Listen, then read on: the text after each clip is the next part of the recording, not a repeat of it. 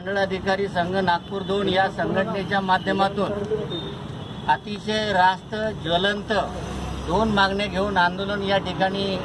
आम्ही सुरू केलेलं आहे। त्याच्यामध्ये सर्वप्रथम शासन निर्णयानुसार दर 5 तारखेच्या पहिले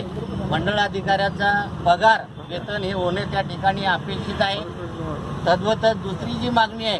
नायब तहसीलदार संवर्गामध्ये मंडळाधिकारी म्हणून जेव्हा पदोन्नती होते तेव्हा शासन निर्णयानुसार मंडळाधिकारी संवर्ग आणि अव्वल कारकून संवर्ग या दोन्ही संवर्गाची पदसंख्या विचारात घेऊन दोन्ही संवर्गाचं जे पदोन्नतीचं प्रमाण आहे त्याला आपण रेशो म्हणतो तो दुरुस्त होणे अपेक्षित आहे। शासन निर्णय 2013 नुसार दर 2 वर्षांनी दोन्ही संवर्गाच्या पदसंख्येचा आढावा घेऊन प्रमाण निश्चित करावं आणि त्याप्रमाणे पदोन्नती द्यावी असा शासन निर्णय असताना सुद्धा